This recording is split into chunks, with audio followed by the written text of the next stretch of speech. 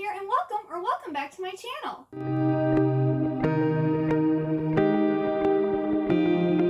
Today I'm going to be doing the end of the year book tag. So this is going to be a quick, short, little video. There's only 6 questions to answer. And it's basically just going to be questions about my plans for the end of 2022 and the beginning of 2023. So let's get started. First question is, are there any books you started this year that you need to finish? And I need to be working on it right now, but it's The Angel of Darkness by Caleb Carr. I don't know if I actually started it this year, but I know it's been on several TBRs for me to finish. I'm 46% of the way in. I also pulled it for for a book to read in October.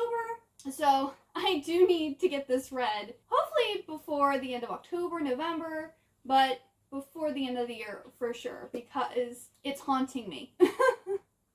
So I need to get it read. And this is basically a murder mystery set in the Victorian era, and it is the sequel to The Alienist, which was the first book, and it was made into a TNT TV show. The second question is, do you have a autumnal book to transition into the end of the year? I'm going to choose Angelica Frankenstein Makes Her Match by Sally Thorne. I haven't actually read this book yet. I'm going to be starting it, or I'm going to be reading it later this week. This is the October book club pick for my book club, Happily Ever Afters. And this just sounds really good. We have Angelica Frankenstein, who is the sister of Victor Frankenstein, and she literally makes herself like the perfect man. But he's more interested in figuring out who he was than in the relationship between the two of them, and they're clearly attracted to one another. And this just sounds really, really good, and I think it would be a good autumnal transition piece, because not only is it got the spooky gothic vibes, but it's also a romance. So yeah, I think it's going to be a winner. Number 3, is there a new release you are still waiting for? Why, yes there is. Heart of the Sun Warrior by Sue Lin Tan. I loved The Daughter of the Moon Goddess. It was so good. And Heart of the Sun Warrior is supposed to be coming out next month in November.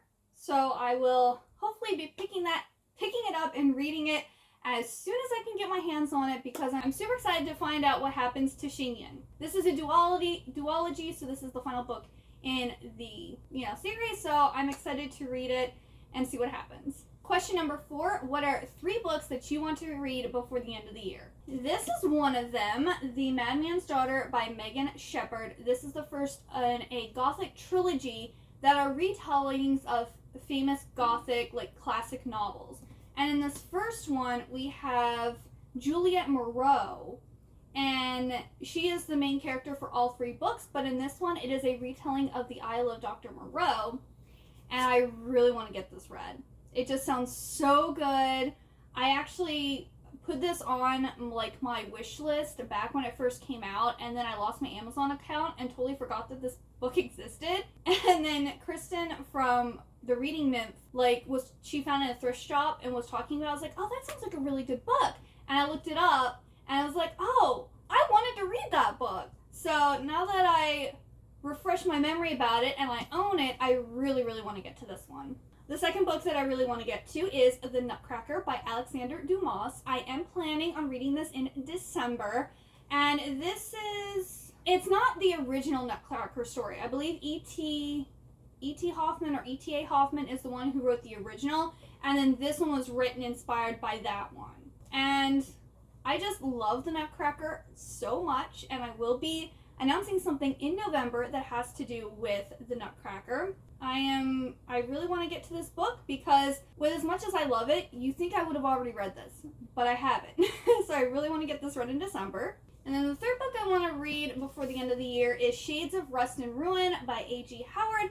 This is by the same author who wrote Splintered, which was a darker Alice in Wonderland retelling set in modern times. This just sounds so good. We have this girl named Nyx, and her family has a Halloween curse, and her uncle ends up disappearing, and her and her boyfriend stumble into Mystique Wheel, which is this fairy realm that she has been drawing pictures of, and she ends up in the Goblin King's maze and has to solve it before midnight. And I love The Labyrinth. I am a huge Labyrinth fan. That is one of my favorite movies. And I love anything with goblins and fairies, and I also really like the Splintered series. So I'm really hoping that I love this book. So I want to get to this either in October or November. All right, question number 5. Is there a book that could still shock you and become your favorite book of the year? You know, I honestly have been terrible about picking books that I think I'm going to love.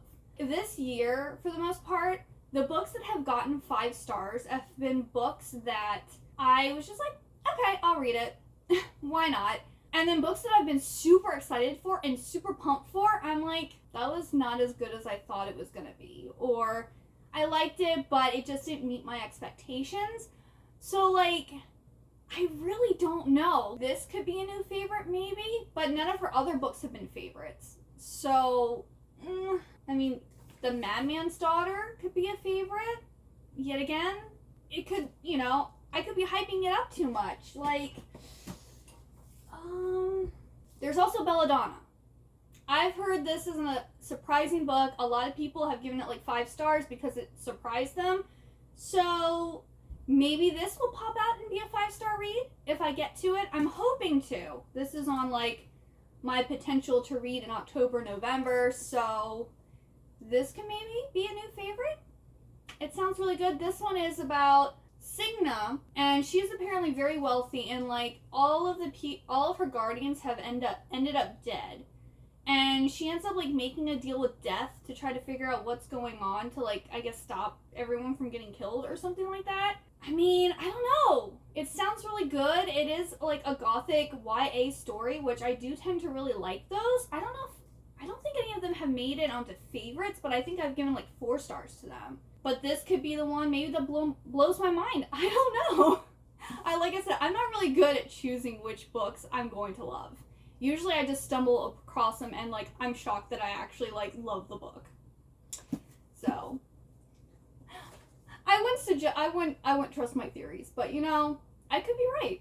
And the 6th and final question is, have you already started making reading plans for 2023? Yes, I have. I am a big planner, so I'm constantly always planning. I constantly have lists with like what books are coming out, what books I want to read.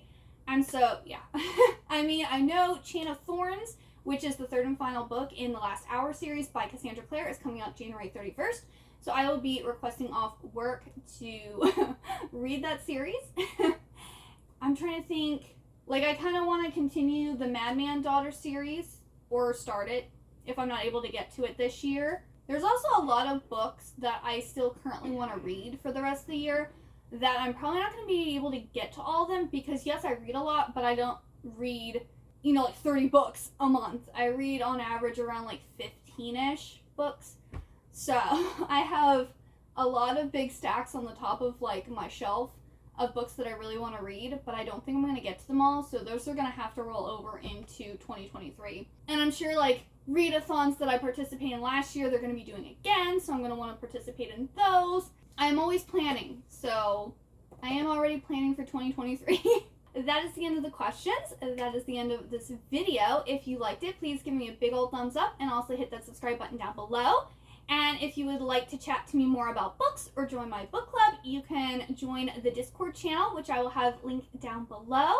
And if you got all the way to the end, please leave me the apple emoji, because there's an apple on the cover here. And comment down below your answers to these questions. You know, thank you so much for watching. I hope you have a wonderful good day or night, and I hope to see you next time.